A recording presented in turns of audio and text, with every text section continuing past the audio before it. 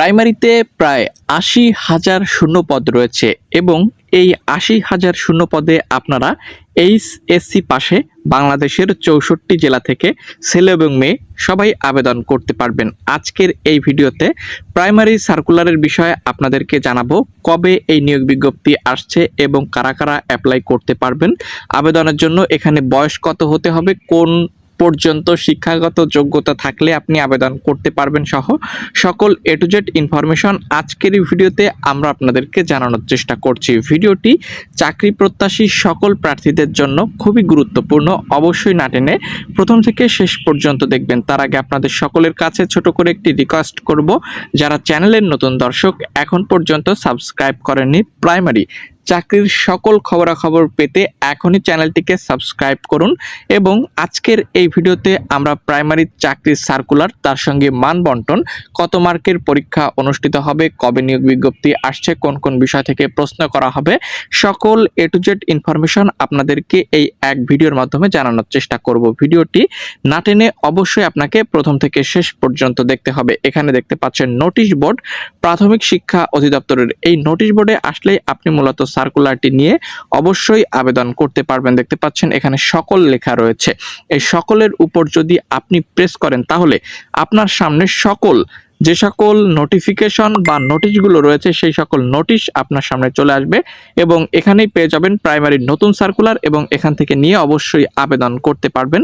আমরা সেটি আপনাদেরকে পর্যায়ক্রমে দেখানোর চেষ্টা করছি কোন কোন ক্যাটাগরি রয়েছে।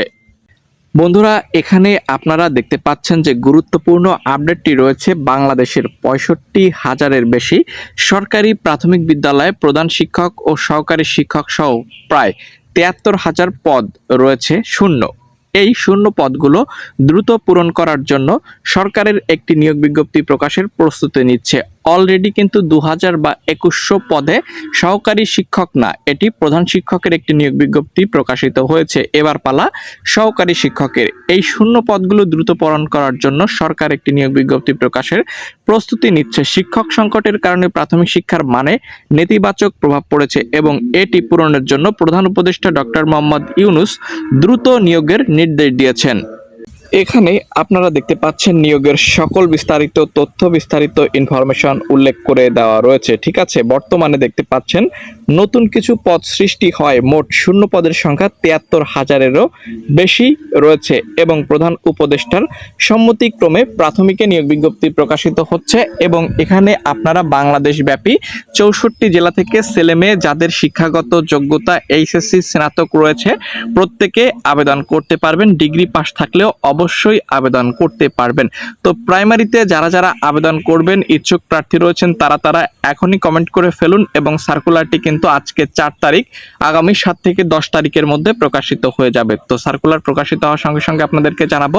মান বন্টন নিয়ে আরেকটি ভিডিও আপলোড করব, সেখানে আপনাদেরকে জানানোর চেষ্টা করব। অবশ্যই আপনারা কমেন্ট করে জানাবেন। আপনাদের কমেন্টের উপর ভিত্তি করে প্রাথমিকের মান বন্টন নিয়ে একটি ডেডিকেটেড ভিডিও আপলোড করা হবে। সবাই চ্যানেলের সঙ্গে থাকবেন, ভালো থাকবেন। আসসালামু আলাইকুম।